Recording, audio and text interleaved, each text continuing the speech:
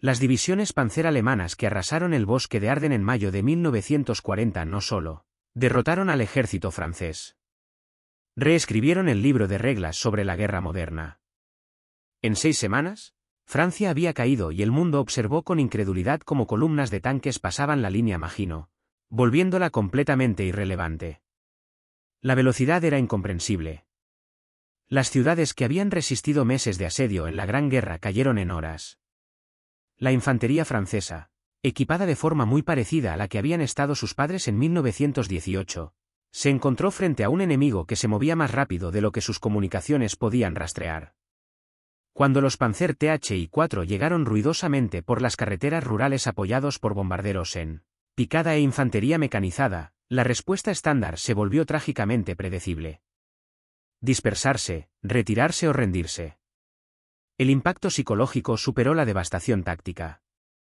Los blindados alemanes no eran necesariamente superiores en todas las especificaciones técnicas.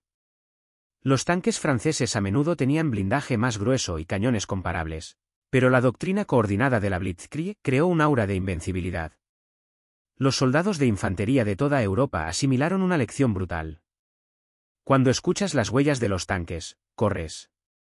Los rifles antitanque, el arma estándar de la mayoría de los ejércitos, resultaron lamentablemente inadecuados contra todo lo que no sean los vehículos alemanes más ligeros. La Fuerza Expedicionaria Británica, que lucha junto a las unidades francesas, experimenta este terror de primera mano. Los rifles antitanque de sus muchachos, que pesaban 36 libras y disparaban un proyectil de 55 pulgadas, teóricamente podían penetrar 21 milímetros de blindaje a 100 yardas. Las pieles Panzer alemanas que llegaron en 1940 llevaban 30 milímetros de blindaje frontal. Las matemáticas eran brutalmente simples. En Dunkerque, entre el 26 de mayo y el 4 de junio de 1940, el ejército británico llevó a cabo la mayor evacuación militar de la historia. Rescataron de las playas a 338.226 soldados, pero dejaron prácticamente todo su equipo pesado, tanques, piezas de artillería, vehículos, todo abandonado. Los cañones antitanques que podrían haber dado a la infantería una oportunidad de luchar contra los blindados alemanes estaban oxidándose en suelo francés. Gran Bretaña se enfrentaba ahora a la posibilidad real de una invasión y las fuerzas que defendían la isla no poseían casi nada capaz de detener una columna Panzer. El alto mando alemán comenzó a planificar la Operación León Marino. Confiados en que si sus fuerzas establecían una cabecera de playa, la infantería británica se desmoronaría ante sus puntas de lanza blindadas exactamente como lo habían hecho los franceses. Esto no fue mera propaganda. Se basó en la realidad observada. A lo largo de la campaña francesa, los comandantes de tanques alemanes informaron que la infantería enemiga normalmente se rompía y huía cuando se acercaban los blindados. Las pocas unidades que resistieron y lucharon fueron rápidamente abrumadas.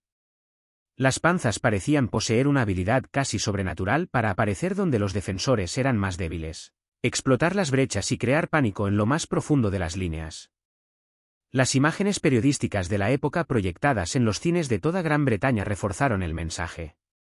Los tanques eran los nuevos amos del campo de batalla y la infantería eran reliquias obsoletas esperando ser aplastadas bajo sus huellas. La doctrina táctica alemana fomentó activamente esta guerra psicológica. Las tripulaciones de panza estaban entrenadas para mostrar agresión, para avanzar incluso cuando la precaución táctica pudiera sugerir lo contrario, porque habían aprendido que las acciones audaces a menudo causaban el colapso de las formaciones enemigas sin una lucha seria. Comandantes de tanques como Irwin RML habían demostrado en Francia que una fuerza blindada relativamente pequeña, empleada agresivamente, podía paralizar y derrotar a un ejército convencional mucho más grande. El mito de la armadura imparable se hizo realidad. Los soldados esperaban perder, así que huyeron, lo que significaba que perdieron. Los planificadores militares británicos que estudiaron los informes de inteligencia durante el verano de 1940 se enfrentaron a una verdad incómoda. El Wehrmacht eventualmente invadiría. Si no en Gran Bretaña, entonces en alguna parte. Y cuando esas panzas avanzaran, ¿la infantería británica resistiría o se rompería como todos los demás? La pregunta rondaba a la oficina de guerra. Crear armas antitanques eficaces se convirtió en una prioridad absoluta, pero esto llevaría tiempo. Ingeniería de recursos y soluciones a problemas que ningún ejército había resuelto adecuadamente. Mientras tanto, las divisiones blindadas alemanas no hacían más que fortalecerse. Los soldados evacuados de Dunkerque trajeron consigo algo más que cansancio y trauma. Trajeron información táctica que aterrorizó a los planificadores británicos. Los oficiales de infantería informaron haber visto a los tanques alemanes operar con casi impunidad, apartando rápidamente posiciones defensivas que deberían haberse mantenido. El rifle antitanque del Niño, la principal arma antiblindaje de la infantería británica, había demostrado ser una broma cruel. Los soldados la apodaron pistola para elefantes, aunque no con cariño. El feroz retroceso del arma rompió clavículas y dislocó hombros, mientras que su capacidad de penetración de blindaje ya se había vuelto obsoleta. Dispararle a un panza que se acercaba con el rifle de un niño no era combate. Fue un suicidio con pasos adicionales. Los cañones antitanques británicos más pesados, las piezas remolcadas de 2 libras, eran bastante eficaces cuando se colocaban correctamente, pero compartían un defecto fatal con toda la artillería antitanque convencional. Requerían transporte, tiempo de preparación y un despliegue predecible. Los aviones de reconocimiento y los observadores avanzados alemanes aprendieron rápidamente a identificar posiciones de armas antitanques, que luego fueron neutralizadas por la artillería o simplemente evitadas. Lo que necesitaba la infantería británica, lo que todas las fuerzas de infantería del mundo necesitaban desesperadamente, era algo que un soldado pudiera llevar. Algo que podría estar escondido en un seto o en un edificio. Algo que podría aparecer de la nada y atravesar el blindaje alemán antes de que la tripulación del tanque supiera que estaban bajo ataque. El problema era la ingeniería física. Para penetrar el blindaje de un tanque, se necesitaba un proyectil muy rápido, que requería un arma poderosa, lo que significaba peso, o una carga explosiva muy grande, que requería una ojiva sustancial, lo que también significaba peso. La infantería no podía llevar cañones antitanques convencionales. Las armas eran simplemente demasiado pesadas, demasiado visibles y demasiado lentas para reposicionarlas. Varios enfoques experimentales habían fracasado. Las bombas Lapa, explosivos adheridos a placas magnéticas, requerían que los soldados se acercaran a un tanque al alcance de la mano, lo que resultó ser un suicidio en la práctica. Las granadas antitanque carecían del poder explosivo para penetrar de manera confiable el blindaje. Los cócteles Molotov funcionaron ocasionalmente contra tanques más antiguos, pero resultaron irremediablemente inadecuados contra diseños alemanes mejorados. Al llegar en 1941, la oficina de guerra estableció especificaciones que parecían casi contradictorias. Querían un arma lo suficientemente liviana para que 1 o 2 soldados la llevaran y operaran. Necesitaba penetrar al menos 75 milímetros de blindaje, suficiente para amenazar a cualquier tanque alemán actualmente en servicio. El alcance efectivo debería alcanzar al menos 100 yardas, lo que le daría a la infantería cierta distancia de separación. Tenía que ser lo suficientemente simple como para que los reclutas pudieran aprender a usarlo rápidamente, lo suficientemente confiable para funcionar en el barro, la lluvia y el frío, y lo suficientemente barato como para fabricarlo por miles. Y la capacidad industrial británica ya estaba desesperadamente agotada, produciendo aviones, barcos y armas convencionales. Cualquier cosa que diseñaran no podía requerir materiales exóticos ni un mecanizado complejo. Múltiples equipos de diseño atacaron el problema durante 1940 y 1941. Un enfoque utilizó un principio de mortero de espiga en el que el proyectil encajaba sobre una varilla central, en lugar de dispararse desde el interior de un cañón. Esto permitió una ojiva mucho más grande en relación con el tamaño del lanzador. Otro equipo investigó ojivas de carga con forma que concentraban la fuerza explosiva en un chorro estrecho capaz de atravesar el blindaje. El efecto Monroe, descubierto décadas antes, pero no ampliamente explotado, ofrecía una posible solución.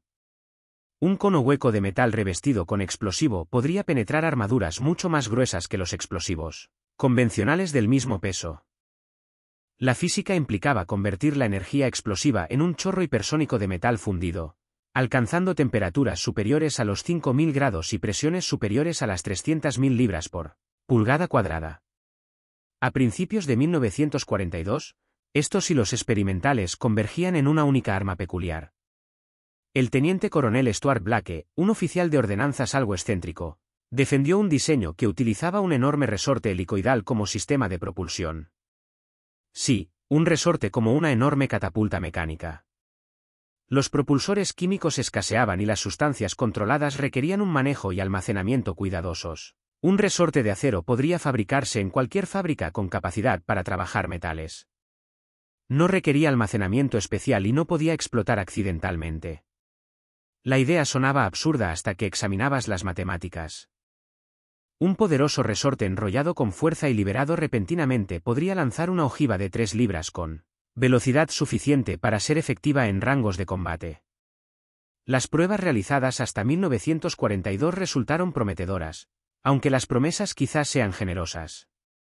Los primeros prototipos eran peligrosos para sus operadores, temperamentales y a veces se negaban a disparar, pero ocasionalmente perforaban placas de blindaje en las pruebas, y eso era más de lo que cualquier otra opción portátil podía ofrecer.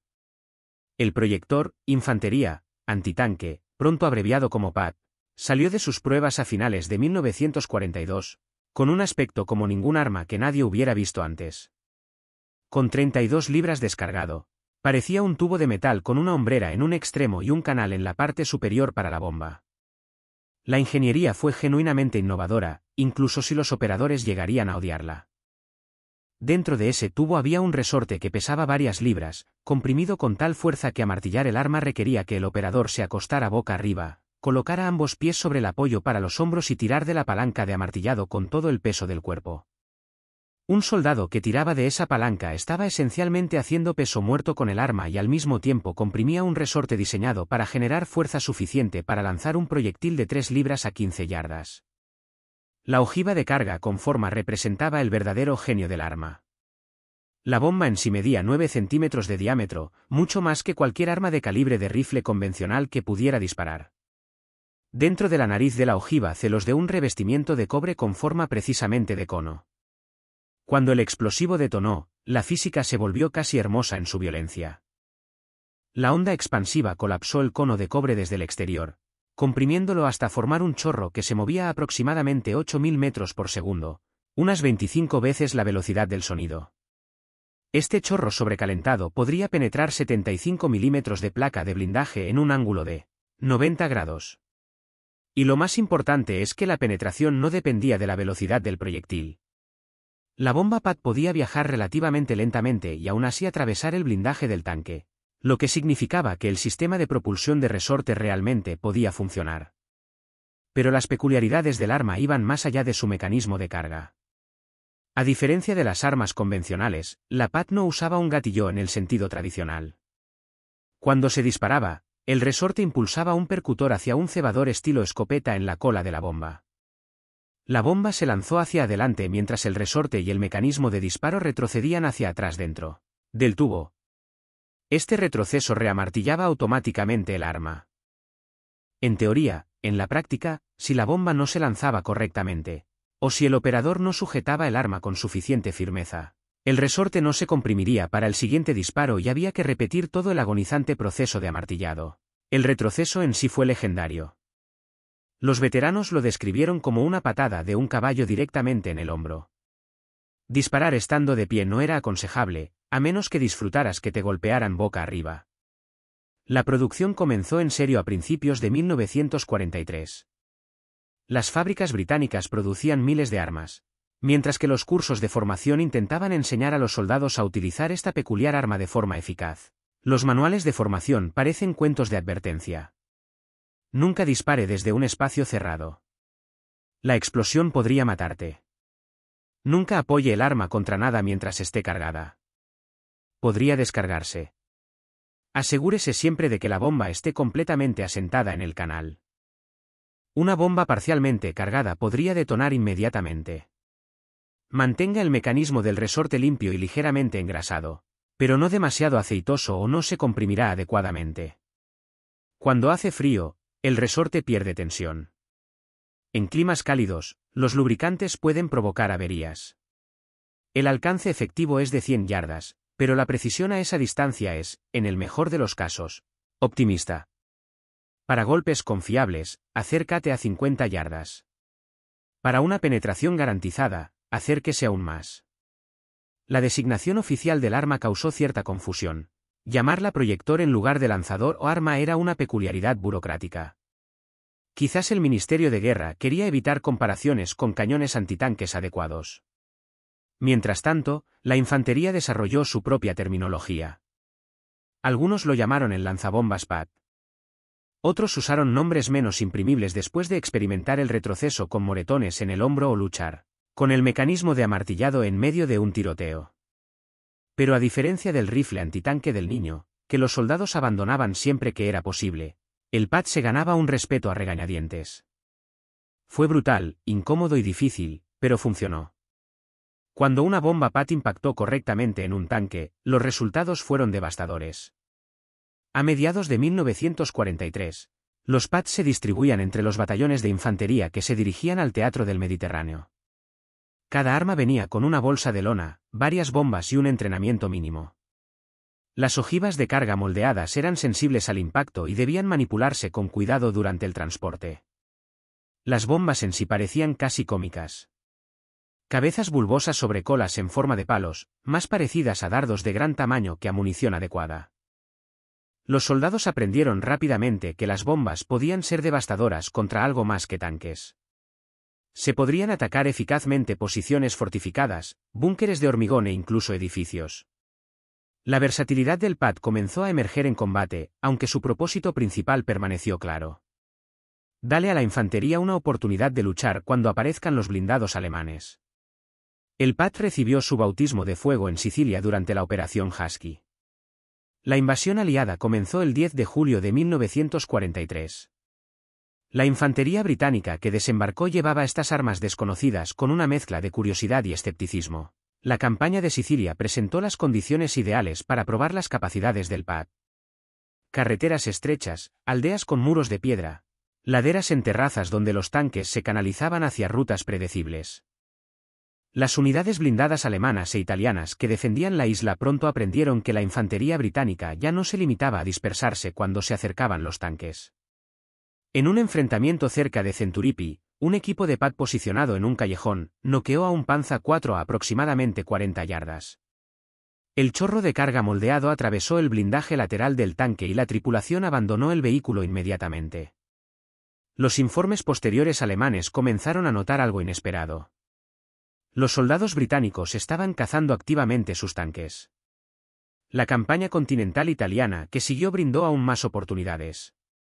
El terreno montañoso del sur de Italia, con sus valles estrechos y caminos sinuosos, favorecía a los defensores con armas antitanques portátiles. En Salerno, en septiembre de 1943, la infantería británica utilizó palmaditas para romper varios contraataques alemanes que dependían del apoyo blindado. La habilidad de las armas ser disparado desde edificios resultó invaluable. Un equipo PAD en un piso superior podría atacar a los tanques desde arriba, donde el blindaje suele ser más delgado. Un cabo derribó un arma de asalto Stoye 3 disparando directamente hacia la cubierta del motor, incendiando el vehículo. La tripulación alemana, que esperaba que los cañones antitanques estuvieran colocados a nivel del suelo, nunca pensó en mirar por las ventanas que estaban encima de ellos. Lo que hacía que el PAD fuera realmente peligroso no eran sus especificaciones técnicas. Fue la flexibilidad táctica que proporcionó. Los cañones antitanques tradicionales debían posicionarse con antelación con campos de tiro despejados y, una vez que se rebelaban al disparar, la artillería enemiga los atacaría en cuestión de minutos. Un equipo PAD podría esconderse en cualquier lugar, esperar el disparo perfecto, disparar una o dos veces y luego desaparecer entre los escombros o la vegetación antes de que el enemigo pudiera responder. El arma transformó a la infantería de víctimas indefensas de un asalto blindado a verdaderas amenazas.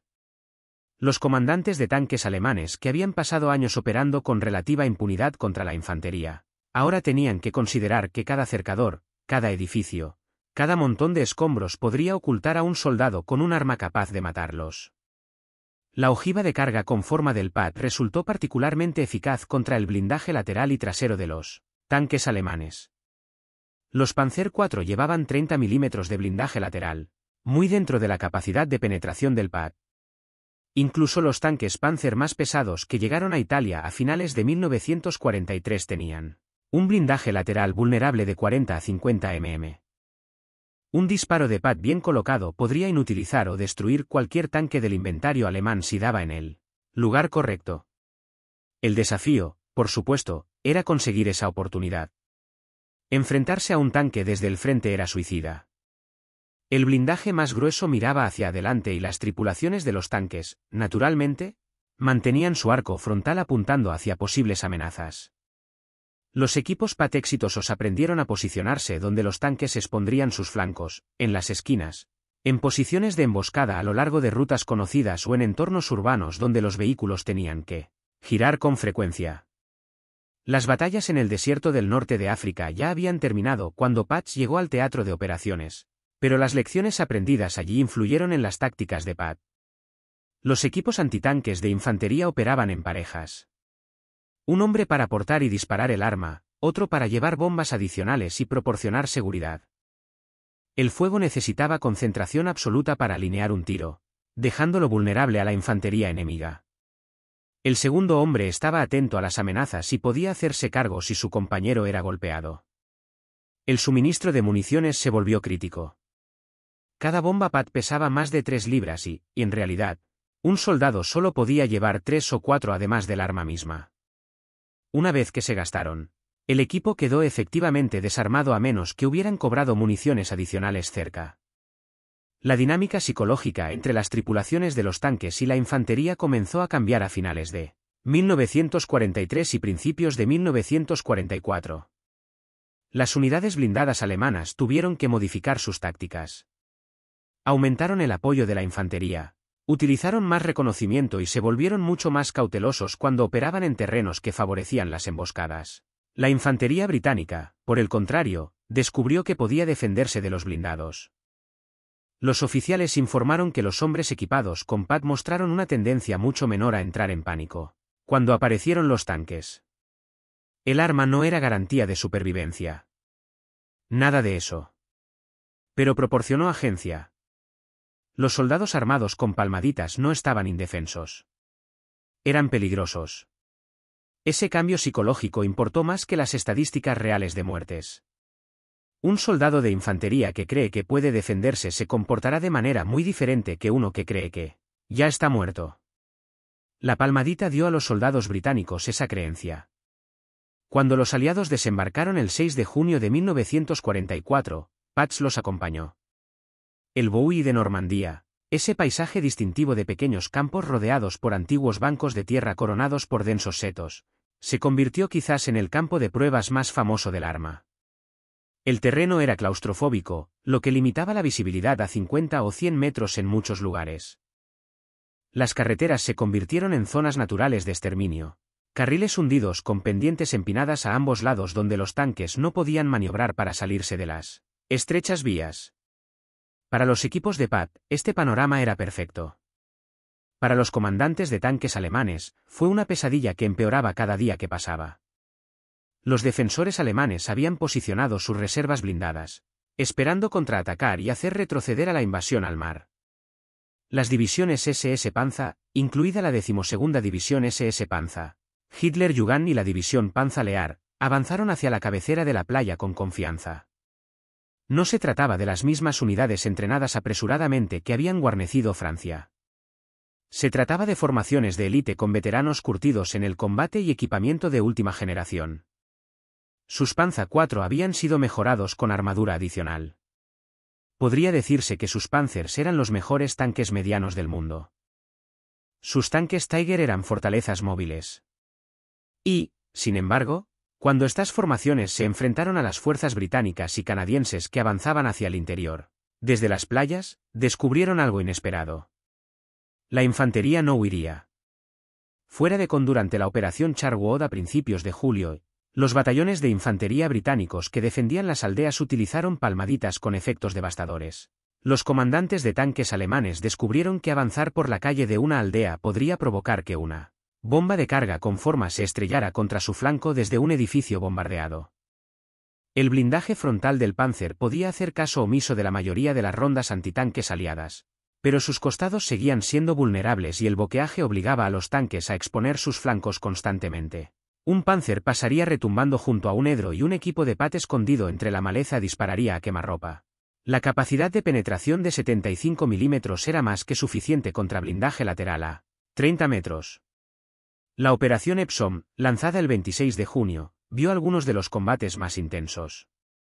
La infantería británica que avanzaba hacia el río Odón se enfrentó a repetidos contraataques alemanes, encabezados por blindados. La respuesta táctica estándar alemana, enviar las panzas para disolver el ataque, encontró una resistencia inesperada. Las compañías de infantería se atrincheraron en los edgeros y atacaron a los tanques alemanes en campos donde la doctrina anterior a la guerra decía que la infantería ya debería haber huido.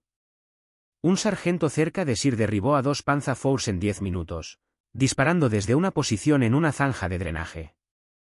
El primer tanque recibió un impacto en la oruga, inmovilizándolo. Mientras la tripulación saltaba, el segundo tanque intentó retroceder, exponiendo su delgado blindaje trasero. La segunda bomba PAD penetró en el compartimento del motor y el vehículo ardió. Los alemanes intentaron adaptar sus tácticas.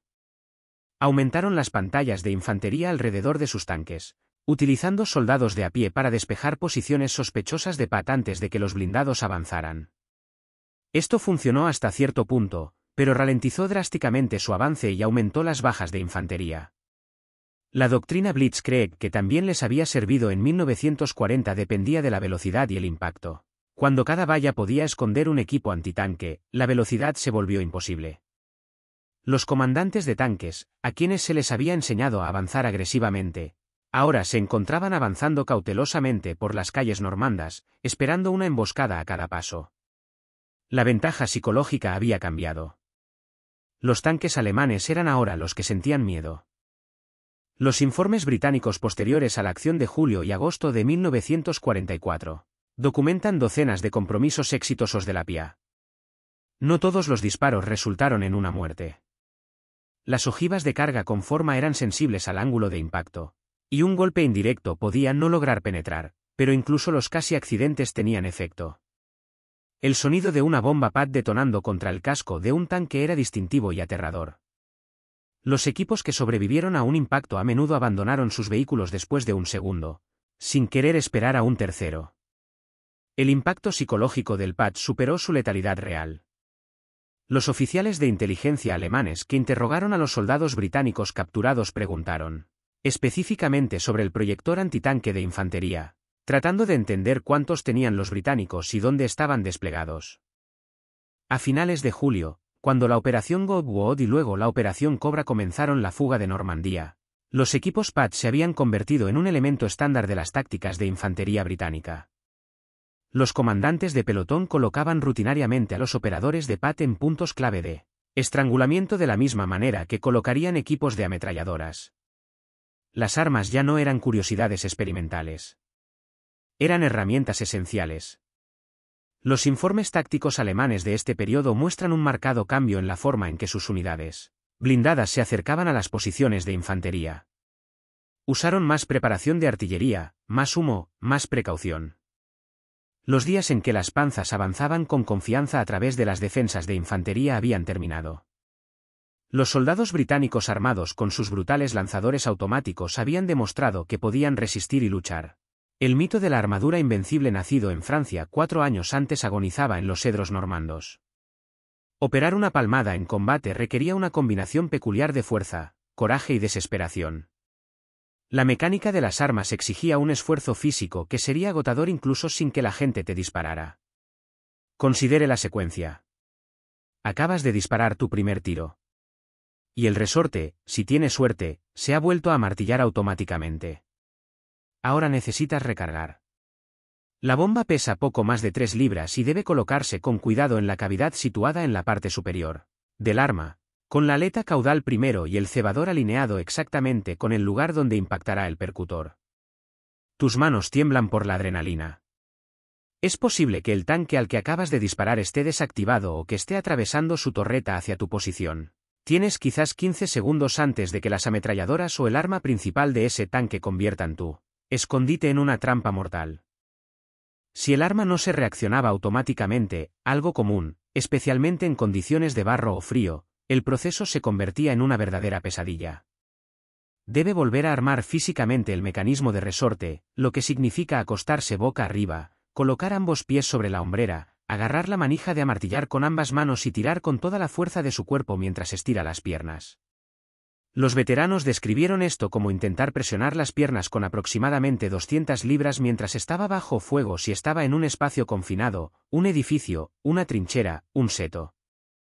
Esto podría ser físicamente imposible.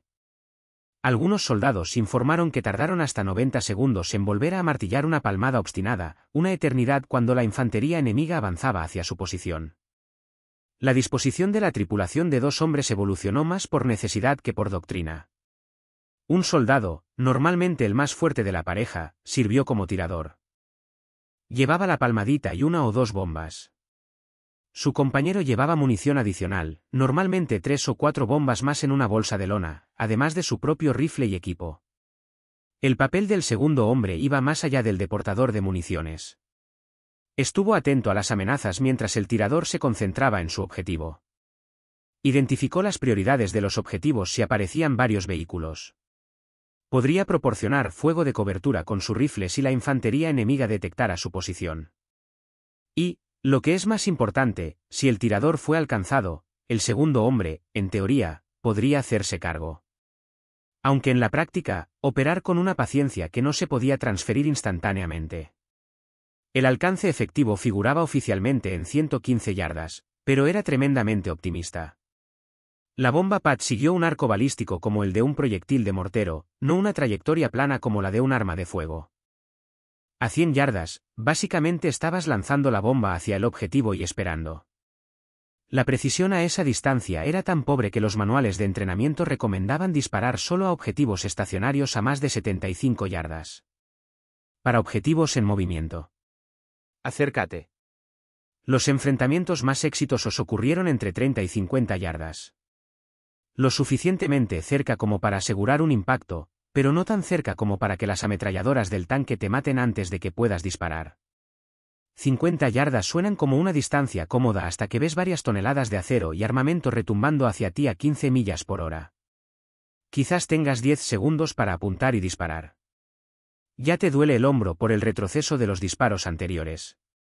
El arma pesa 32 libras y debe mantenerse firme a pesar de que le tiemblen los brazos. La efectividad de la forma de la ojiva de carga dependía críticamente del ángulo de impacto.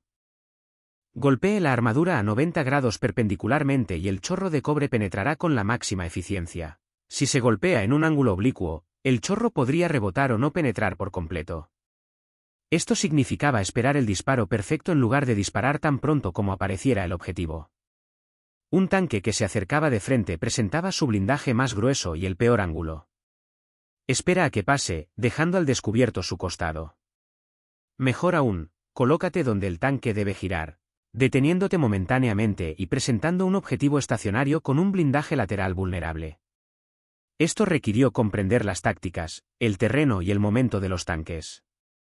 Requería nervios que la mayoría de los humanos no poseen de forma natural. El costo físico para los operadores de PAD fue sustancial. El retroceso provocó hematomas en los hombros que los veteranos describieron como impactos graves. Después de disparar 4 o 5 bombas en rápida sucesión, tu hombro podría quedar tan magullado que levantar el arma se volvería agonizante.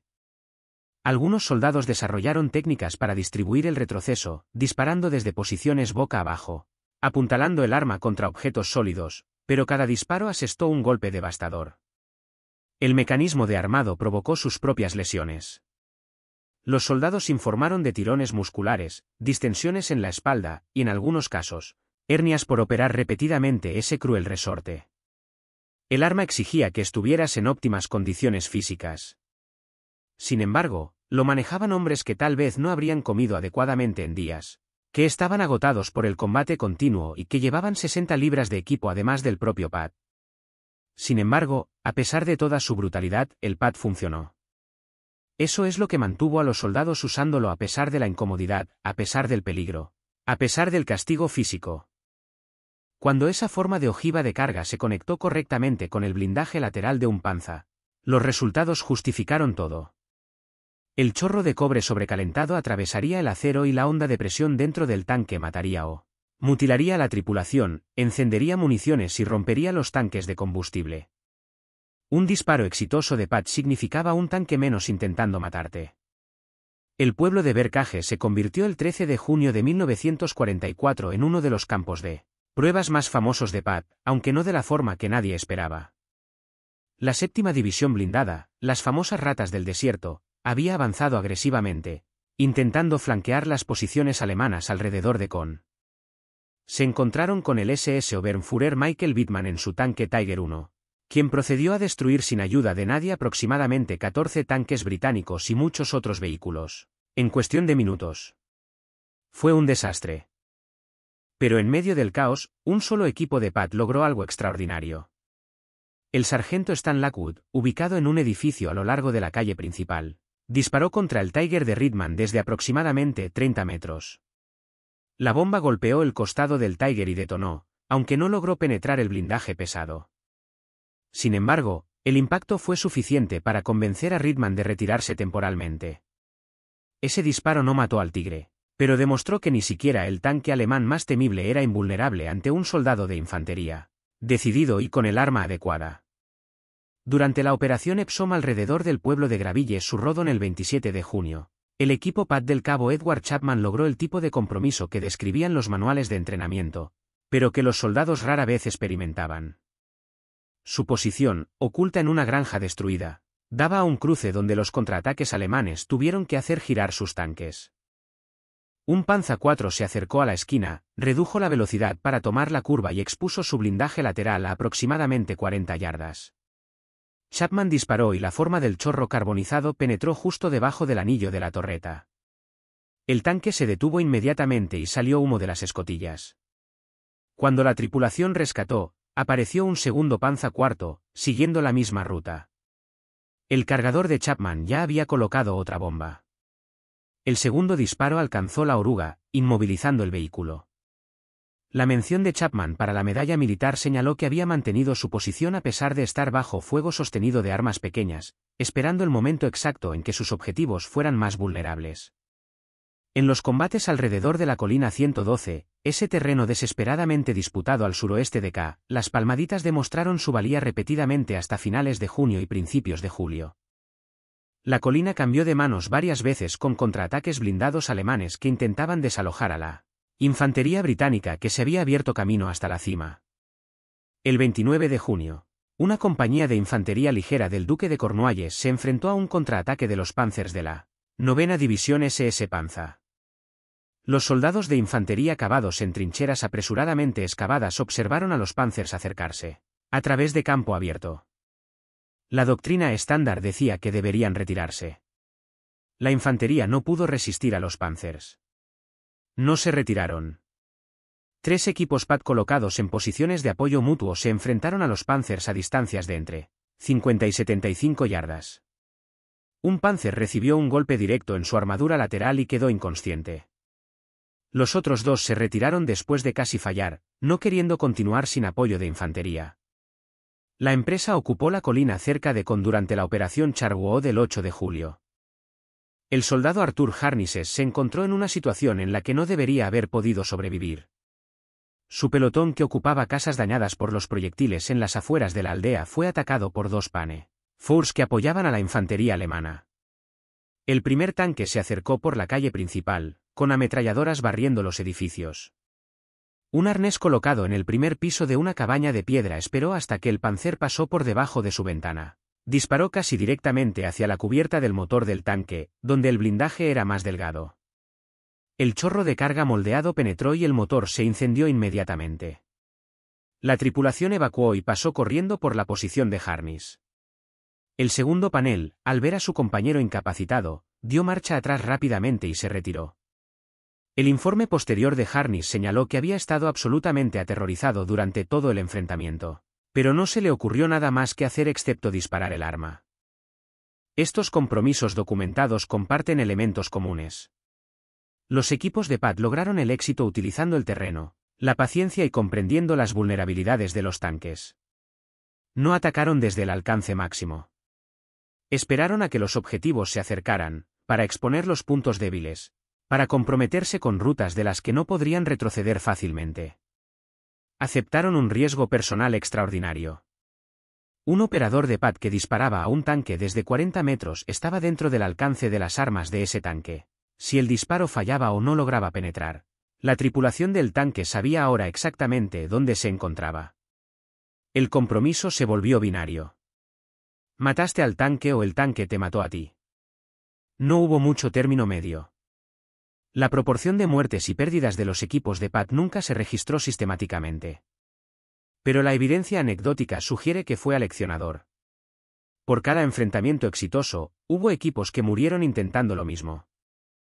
Atrapados por disparos de ametralladora mientras intentaban apuntar, asesinados por la artillería después de revelar sus posiciones, aplastados cuando los tanques simplemente pasaron sobre sus trincheras. El arma dio a la infantería una oportunidad, no una garantía. Pero esa oportunidad era mayor que la que habían tenido en Francia 4 años antes. Los soldados que daban palmaditas en Normandía no eran sobrehumanos.